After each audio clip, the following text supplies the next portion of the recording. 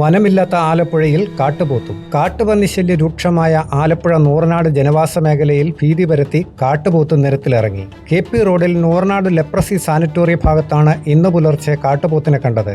പറയംകുളത്തിന് കിഴക്ക് നൂറനാട് ലെപ്രസി സാനിറ്റോറിയത്തിന് മതിൽ അവസാനിക്കുന്ന ഭാഗത്ത് KP റോഡരികിൽ വലിയ കാട്ടുപോത്തിനെ കണ്ടതോടെ യാത്രക്കാരും ഭീതിയിലായി.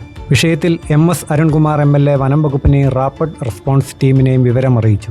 ഇതേ തുടർന്ന് ഇവർ സ്ഥലത്ത് പരിശോധനകൾ നടത്തി. കാട്ടുപന്നികൾ വ്യാപകമായി കൃഷി നശിപ്പിക്കുന്നത് അറുതിയില്ലാതെ തുടരുന്നതിനിടയിൽ കാട്ടുപോത്ത് കൂടി എത്തിയതോടെ പ്രദേശവാസികൾ കടുത്ത ആശങ്കയിലാണ്. നൂറനാട്, ചാരുമുട്, താമരക്കുളം, വള്ളികുന്നം മേഖലകളിൽ കാട്ടുപന്നികൾ ലക്ഷക്കണക്കിന് രൂപയുടെ കൃഷിയാണ് ഇതിനോടകം നശിപ്പിച്ചിട്ടുള്ളത്. പാലമേൽ പഞ്ചായത്തിലെ പോലീസ് ഫയറിംഗ് ഗ്രൗണ്ടിലെ കാട്ടിൽ താവളം അടിച്ച പന്നികൾ കൂട്ടത്തോടെ എത്തിയാണ് നൂറനാട് മേഖലകളിൽ കൃഷി നശിപ്പിക്കുന്നത്. കനാലുകൾ വഴിയാണ് ഇവ പഞ്ചായത്തിന്റെ വിവിധ ഭാഗങ്ങളിലേക്ക് എത്തുന്നത്. പന്നിശല്യത്തിനെതിരെ കൃഷിവകുപ്പ് ഉദ്യോഗസ്ഥർക്ക് നിരന്തരമായി പരാതി നൽകിയിട്ടും നടപടിയില്ലാത്തതിന്റെ പ്രതിഷേധത്തിലാണ് കർഷകർ. വനമില്ലാത്ത ആലപ്പുഴ ജില്ലയിലേക്ക് കാട്ടുപോത്ത് എത്തിയത് എങ്ങനെയെന്ന് വ്യക്തമല്ല. സമീപ ജില്ലയിൽ നിന്നാവാം ഇവ എത്തിയതെന്ന് കരുതുന്നു. കാട്ടുപന്നി ആക്രമണത്തിൽ പരിക്കേൽക്കുന്നവർക്ക് ചികിത്സാ സഹായം നൽകുമെന്ന് വനം വകുപ്പ് പ്രഖ്യാപിച്ചിരുന്നെങ്കിലും പരിക്കേറ്റ ഒരാൾക്ക് പോലും ധനസഹായം ലഭിച്ചിട്ടില്ല.